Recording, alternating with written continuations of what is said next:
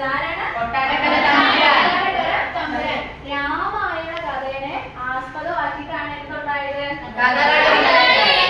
അപ്പൊ ഈ കഥകളിയിൽ എന്താ പലതരത്തിലുള്ള ഭാഷകള് എങ്ങനെ ഉപയോഗിക്കുന്നത്? മുദ്രകൾ ഉപയോഗിച്ച് നിങ്ങൾ കണ്ടിട്ടില്ലേ? കണ്ണുകൊണ്ടുള്ള അഭിനയൊക്കെ കാണുന്നില്ലേ? കണ്ണ് ചലിപ്പിക്കും. നവരസങ്ങളെ പറ്റി നിങ്ങൾ കേട്ടിട്ടില്ലേ? മറ്റൊരു സിനിമയ്ക്കകത്ത് ജഗതി കാണിക്കുന്നില്ലേ? പച്ചാളംബാസി കാണിക്കുന്നില്ലേ? ഇതൊക്കെ ഉപയോഗിച്ചുകൊണ്ടാണ് ആര് അഭിനയിക്കുന്നത്? കഥകള് അഭിനയിക്കുന്നത്. മഹാഭാരത കഥയെ ആസ്പദമാക്കിയിട്ടാണ് ഇത് നടക്കുന്നത്. അതിൽ പ്രധാനമായിട്ടും 3-4 വേഷവിധാനങ്ങളുണ്ട്. പച്ച, കത്തി, കരി, താടി, മിനുക്ക്. നിങ്ങൾ കുറച്ചേറെ കേട്ടിട്ടുണ്ടോ? ഏതൊക്കെയാ? പച്ച, കത്തി, കരി, താടി, മിനുക്ക്. ഇതിൽ ഓരോന്നും ഓരോ ഗുണങ്ങളെയാണ് സൂചിപ്പിക്കുന്നത്. ഓരോ വേഷങ്ങളിലും ഭാഷകളിലും എന്താ ഈ കലാരൂപം ഏതാ? ഇപ്പൊ പച്ചയാണെങ്കിൽ പച്ച എന്ന് പറയുന്ന വേഷത്തിന് ഒരു ഗുണമുണ്ട്. ആ ഗുണങ്ങൾ ഓരോന്നിനും വ്യത്യാസപ്പെട്ട് നിൽക്കുന്നു. അതാണ് നമ്മളിനി പഠിക്കാനായിട്ട് പോകുന്നത്. അതിന് വേണ്ടി ടീച്ചർ കുറച്ച് ഫ്ലാഷ് കാർഡുകൾ നിങ്ങൾക്ക് തരാം. ഇതിനകത്ത് എന്താ? ഒന്നാമത്തത് എന്താ നോക്കിയേ? പച്ച. എഴുതിക്കേ. അടുത്തത് എന്താ? അടുത്തത് അടുത്തത് ലാസ്റ്റത്തെ മിനുക്ക്. ഞാൻ അടുത്ത ആക്ടിവിറ്റിയിൽ നിങ്ങളെ ഉൾപ്പെടുത്താട്ടോ. ഇപ്പൊ നമുക്ക് എന്താ ഫസ്റ്റത്തെ എന്താ നോക്കാം? ഫസ്റ്റത്തെ ഏതായിരുന്നു? വായിച്ചോ. ശ്രദ്ധിച്ചിരിക്കണേ. പച്ച സാത്വികരായ അഥവാ നല്ല കഥാപാത്രങ്ങളെ സൂചിപ്പിക്കുന്ന സൗന്ദര്യമുള്ളവർ. അതൊക്കെ ദുഷ്ടന്മാരായ കഥാപാത്രം ഏതിൽ വരുന്നേ? കത്തിവേഷങ്ങൾ. പച്ച നല്ല നന്മയുള്ള ആൾക്കാരാ. ശ്രീരാമനെ പോലുള്ളവർ. അടുത്ത കത്തിവേഷം രാവണനാണ് അവർ ഉദാഹരണം ഒരാളല്ലേ? അപ്പൊ കത്തി എന്താന്ന് നമുക്ക് മനസ്സിലായി. സിട്ടാണ് നല്ലൊരു വാക്ക് കൊടുക്കുക. വെള്ളത്താടി വാമനന്മാർ ഋഷിമാർ, ചുവന്ന താടി അസുരന്മാർ, കറുത്ത താടി കാട്ടാളന്മാർ. 3 താടി. വെള്ളത്താടി, ചുവന്ന താടി, കറുത്ത താടി. അതിൽ ഓരോന്നിനും എന്താ? ഓരോരോ ഗുണങ്ങളാണുള്ളത്. ഉദാഹരണങ്ങൾ വായിച്ചേ. വെള്ളത്താടി വാമനന്മാർ ഋഷിമാർ. വാനരന്മാര് ഹനുമാനൊക്കെ അവതരിപ്പിക്കുന്നത് ഏത് വേഷമാണ്? വെള്ളത്താടി. പിന്നെ സന്യാസിമാർക്ക് എന്നുണ്ട്? വെള്ളത്താടി ഉണ്ട്. അടുത്തത് ചുവന്ന താടി അസുരന്മാർ. അസുരന്മാര്. ദുഷ്ടന്മാരായ അസുരന്മാർക്ക് എത്തുന്നതാണ് ചുവന്ന താടി. കറുത്ത താടി കാട്ടാളന്മാർ. കാട്ടാളന്മാർക്കും വേടന്മാർക്കും ഉള്ള വേഷമാണ് കറുത്ത താടി. പിടിക്കോ?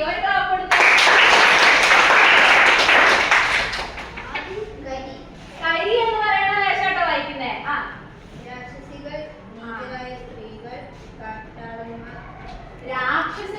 രാക്ഷസിമാരെന്ന് പറയുമ്പോ ദുഷ്ട കഥാപാത്രങ്ങൾ തന്നെയാണല്ലേ? ഉദാഹരണങ്ങൾ വായിച്ചേ. ശൂർപ്പണഖ അല്ലേ? ശൂർപ്പണഖയുടെ സ്വഭാവം മനസ്സിലാക്കിയത് ലങ്കാലക്ഷ്മി. മനസ്സിലായില്ലേ? അടുത്തത് ഒരെണ്ണമുണ്ടല്ലോ, മിനുക്കാണ്. ലാസ്റ്റത് ആദ്യം കാര്യം പറയട്ടെ. മിനുക്ക് വേഷങ്ങള് സ്ത്രീ കഥാപാത്രങ്ങളെ അവതരിപ്പിക്കുന്നതാണ് മിനുക്ക്. എന്താ നമുക്ക് നോക്കാം. സ്ത്രീ കഥാപാത്രങ്ങൾ ശാന്തരായവർ. ഉദാഹരണം സീത, സന്യാസിമാർ. എന്താ? സൗമ്യ സ്വഭാവമുള്ള അല്ലെങ്കിൽ ശാന്ത സ്വഭാവമുള്ള ആളുകളെ സൂചിപ്പിക്കുന്നതാണ് എന്ത്? മിനുക്ക് വേഷം എന്ന് പറഞ്ഞാൽ. നല്ലൊരു ക്ലാപ്പ് കൊടുത്തത്. ഭരതനാട്യം. ഭരതനാട്യം ഏത് സംസ്ഥാനമായിട്ട് ബന്ധപ്പെട്ട കലാരൂപമാണ്?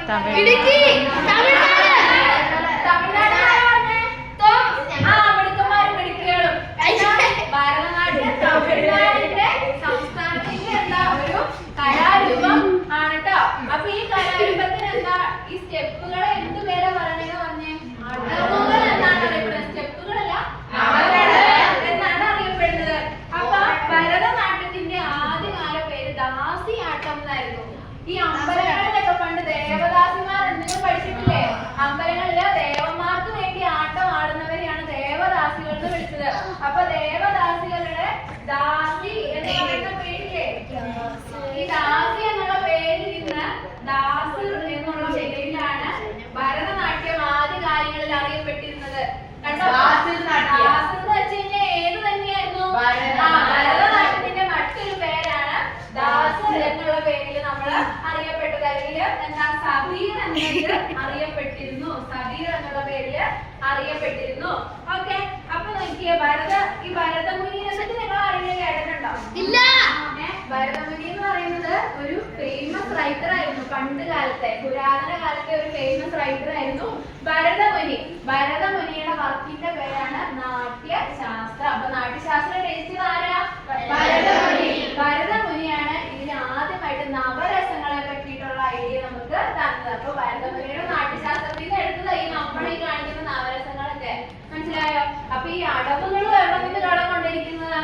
ഈ നാട്യശാസ്ത്രത്തിൽ നിന്ന് കടം കൊണ്ടിരിക്കുന്നത് ആണ്. അപ്പൊ ഭരതനാട്യത്തിനെ പറ്റി നമുക്ക് കൂടുതൽ പഠിക്കാനായിട്ട് സെന്റൻസ് കാർഡ് വായിക്കാം.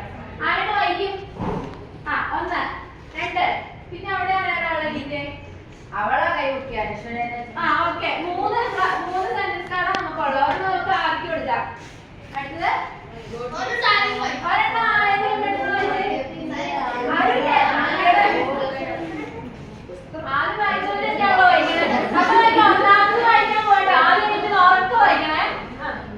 ഭരതനാട്യത്തിന്റെ അടിസ്ഥാന ഗ്രന്ഥം ഭാരതമുനി രചിച്ച നാട്യശാസ്ത്രമാണ്. ഭരതമുനി രചിച്ച ഭാഗമുണ്ടോ? ഭാ മാത്രമേ ഉള്ളൂ, ഭാഗമുള്ള ചിഹ്നമില്ലല്ലോ. ഭരതമുനി രചിച്ച നാട്യശാസ്ത്രമാണ്. അപ്പൊ നോക്കിക്കേ, ഭരതമുനിയുടെ നാട്യശാസ്ത്രം നമ്മൾ ഡ്രോപ്പ് കൊടുത്തേ. അപ്പൊ നമ്മൾ മുന്നേ പഠിച്ചായിരുന്നു നാട്യശാസ്ത്രത്തിന്റെ അളവുകളൊക്കെ കടമെടുത്തിരിക്കുന്നത് ഭരതമുനിയുടെ നാട്യശാസ്ത്രം എന്ന് പറയുന്ന വർക്കിൽ നിന്ന് ആണ്. അടുത്ത സെൻറ്റൻസ് പുരാതന കാലത്ത് സതീർ എന്ന പേരിൽ ഭരതനാട്യം അറിയപ്പെട്ടിരുന്നു. നമ്മൾ മോഡൽ പുരാതന കാലത്ത് സതീർ എന്നുള്ള പേരിൽ അറിയപ്പെട്ടിരുന്നു എന്ന് പഠിച്ചില്ലേ? നമ്മൾ ഡ്രോപ്പ് കൊടുത്തേ.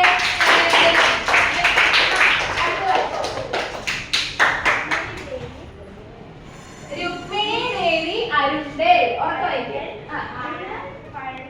രൂപമായ സതീർ ഇന്ന് കാണുന്ന രൂപത്തിലോട്ട് ആക്കിയത്. നല്ല ഡ്രോപ്പ് കൊടുത്തേ. രുക്മിണി ദേവി അരുണ്ടേലാണ് ഇന്ന് നമ്മൾ കാണുന്ന രീതിയിൽ സതീർ എന്ന് പറയുന്ന ഡാൻസിനെ എന്താക്കി മാറ്റിയത്? ഭരതനാട്യമാക്കിയിട്ട് മാറ്റിയത്. 3 കാര്യങ്ങൾക്ക് മനസ്സിലായോ? ഓക്കെ, ഭരതനാട്യം. അപ്പൊ നോക്കിയേ, ഫ എന്ന് പറയുന്നത് പാദം, രാ എന്ന് പറയുന്നത് രാഗം, താ എന്ന് പറയുന്നത് താളം. അപ്പൊ പാവം, രാഗം, താളം, ഈ 3 വാക്കിൽ നിന്നാണ് ഭരത എന്ന് പറയുന്ന വാക്ക് ഉണ്ടായിട്ടുള്ളത്. അപ്പൊ ഭരതനാട്യത്തിൽ 3 കാര്യങ്ങൾ ഇമ്പോർട്ടന്റ് ഏതൊക്കെയാ? പാവം, രാഗം, താളം. മറന്നു കേട്ടോ. 3 കലാരൂപങ്ങൾ പഠിച്ചു. ഏതൊക്കെ പഠിച്ചേ? കഥകളി, മലയാളം, ഭരതനാട്യം, ചെമ്പെടുക്കന്മാര്. എല്ലാവർക്കും താങ്ക് യു. നമ്മുടെ കേരളത്തില് അല്ലെങ്കിൽ ഇന്ത്യയില് ഒരുപാട് കലാരൂപങ്ങളുണ്ട്. അറിയാലോ? അറിയാവുന്ന ഏതെങ്കിലുമൊക്കെ കലാരൂപങ്ങൾ ഉണ്ടാവും? ഒരെണ്ണം പറയാമോ? കഥകളി. വിളിക്കാം കേട്ടോ. ഏതെങ്കിലും പറഞ്ഞോ? തെയ്യം. പിടിക്കേ. കൈകൊട്ടുകളി. അപ്പൊ നോക്കി, നിങ്ങൾക്ക് ഈ മെയിൻ കഥകളി, തിരുവാതിര, മാർഗംകളി ഇങ്ങനത്തെ ഒന്നും അല്ലാതെ ചെറിയ ചെറിയ കലാരൂപങ്ങൾ അറിയോ? ഈ ഗോത്രങ്ങൾ, ആദിവാസികൾ അവതരിപ്പിക്കുന്ന കലാരൂപങ്ങൾ. കുമ്മാട്ടി. നല്ലൊരു ഡ്രോപ്പ് കൊടുത്തേ. അപ്പൊ ടീച്ചർ എന്താ ചെയ്യാൻ പോണേ? കുറച്ച് ഫോട്ടോസ് നിങ്ങളെ കാണിക്കാൻ പോവാ. അപ്പൊ നിങ്ങൾ എന്ത് ചെയ്യണം? നിങ്ങൾക്ക് അത് മനസ്സിലാവുന്നുണ്ടോന്ന് നോക്കാട്ടോ. ഇത് ഏതാ നോക്കി? ഭരതനാട്യത്തിന്റെ അടവുകളാണ് നമ്മൾ കണ്ടത്. സ്റ്റെപ്പിന് പകരം നമ്മൾ എന്തെന്നാ അടവുകൾ എന്നാണ് പറയുന്നത്. അടുത്തായിട്ട് വേറൊരു ഫോട്ടോ കാണിക്കാം. നോക്കിക്കേ, എനിക്ക് വേറെ ഒന്നുണ്ട്. കോലുകൊട്ടിക്കളിയാണ് നിങ്ങൾ കണ്ടത്. പക്ഷെ അത് എന്താണ്? ഒരു ഗോത്ര കലാരൂപമാണ്. അപ്പൊ നിങ്ങൾക്ക് ഇങ്ങനത്തെ മെയിൻ കലാരൂപങ്ങളൊക്കെ അറിയാം. പക്ഷെ ഗോത്ര കലാരൂപങ്ങളെ പറ്റി നിങ്ങൾക്ക് വലിയ ഈ പേര് നിങ്ങൾ ശ്രദ്ധിച്ചു വെക്കണം. കാരണം എന്താണെന്നറിയാവോ? ഒരു ഗോത്ര വിഭാഗത്തിന്റെ പേരാണ് മലയപ്പുലയർ എന്ന് പറയുന്നത്. ഒരു ഗോത്ര വിഭാഗമായിരുന്നു. നിങ്ങൾ കേട്ടിട്ടുണ്ടോ ഇതിനു മുന്നേ? നമ്മൾ പുതിയൊരു കാര്യം പഠിക്കാനായിട്ട് പോവാണ്. അപ്പൊ തമിഴ്നാട്ടിൽ നിന്ന് എവിടെന്നാ? ഇടുക്കിയിലോട്ട്, ഇപ്പൊ മറയൂർ, കാന്തല്ലൂർ പ്രദേശത്തോട്ടൊക്കെ കുടിയേറി വന്ന ഒരു വിഭാഗമായിരുന്നു ഈ മലയപ്പുലയർ എന്ന് പറയുന്നത്. അവർക്ക് ഈ കല്യാണം, പുതിയ പിള്ളേര് ജനിക്കുമ്പോ മരണങ്ങൾ ഇടയ്ക്ക് ഒരു നൃത്തം നടത്തുമായിരുന്നു. അതായത് ആഘോഷങ്ങൾക്ക് ഇവർക്ക് എന്താ പ്രത്യേകമായിട്ട് എന്തുണ്ടായാലും എന്ത് ചെയ്യും, ഡാൻസ് കളിക്കുമായിരുന്നു. അതിനെയാണ് നമ്മള് മലയം പുലയാട്ടം എന്ന് പറയുന്നത്.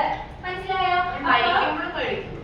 മരിക്കും. ഇപ്പൊ തമിഴ്നാട്ടിലൊക്കെ നമുക്കറിയാം, ആൾക്കാർ മരണപ്പെട്ടാലും മറ്റേ കൂളിംഗ് ഗ്ലാസ് ഒക്കെ വെച്ച് ഇരുത്തി നമ്മൾ സിനിമയിലൊക്കെ കാണത്തില്ലേ, മരണോ ഒരു എന്താ ഒരു സെലിബ്രേഷൻ തന്നെ ആണ്. അപ്പൊ അങ്ങനെയുള്ളതൊക്കെ സെലിബ്രേറ്റ് ചെയ്യാനായിട്ട് മലയപ്പുലയിൽ എന്ത് നടത്തിയിരുന്നു, ഒരു നൃത്ത കലാരൂപം നടത്തിയിരുന്നു. ടീച്ചർ ആദ്യം ഒരു പടം കാണിച്ചില്ലേ, അതിലെ കൈകൊട്ടികളെ കോളിംഗ് കളിച്ചപ്പോ എന്താ കുച്ചിപ്പുടി. ഇതാണ് മലയം പുലയാട്ടത്തിന്റെ പിക്ചർ. കണ്ടോ? ഇങ്ങനെ കുറെ ആണുങ്ങളും പെണ്ണുങ്ങളും എല്ലാം ഒന്നിച്ചിരുന്ന് കോല് വെച്ച് കൊട്ടി കളിക്കും. പെണ്ണുങ്ങൾ മാത്രം ഇത് കളിക്കുകയാണെങ്കിൽ ഇതിനെ പെണ്ണാട്ടം എന്ന് വിളിക്കും. പെണ്ണുങ്ങൾ മാത്രം കളിക്കുകയാണെങ്കിൽ പെണ്ണാട്ടം എന്നുള്ള പേരിൽ ഇത് അറിയപ്പെടുന്നുണ്ട്. അപ്പൊ ടീച്ചർ ഇപ്പൊ കുറെ കാര്യങ്ങൾ പറഞ്ഞില്ലേ, ഇത് വെച്ചിട്ട് നമുക്കൊരു ശരിയും തെറ്റും, അതായത് ടീച്ചർ കുറെ സ്റ്റേറ്റ്മെന്റ്സ് കൊടുത്തിട്ടുണ്ടായിരുന്നു. നിങ്ങൾ അതിലെ ശരിയാണോ തെറ്റാണോ എന്ന് എന്ത് ചെയ്യണം, കണ്ട് പിടിക്കണം. അപ്പൊ ടീച്ചർ ഇവിടെ ബോർഡിൽ എന്ത് ചെയ്യാം, അത് പേസ്റ്റ് ചെയ്ത് വെക്കാം. അപ്പൊ നിങ്ങൾക്ക് എളുപ്പമുണ്ടല്ലോ. എളുപ്പം വേണോ? ഒരു ഫോട്ടോ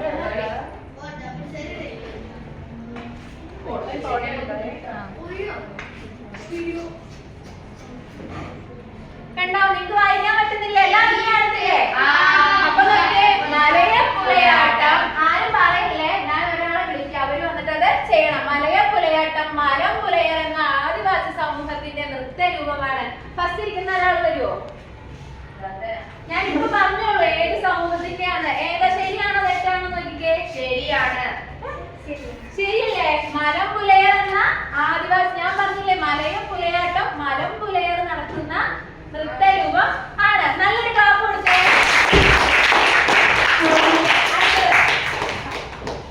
വായിക്കണേ. ഓക്കെ.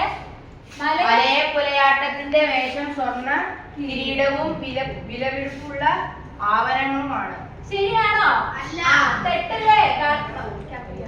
കാരണം എന്താ, അവിടെയുള്ള ആളുകൾ ചുമ്മാ കമ്പ് പോലൊക്കെ വെട്ടി ഒടിച്ച് ഗോത്രങ്ങളാണ് ഇത് നടത്തുന്നത്. നല്ലൊരു ക്ലാപ്പ് കൊടുത്തേ.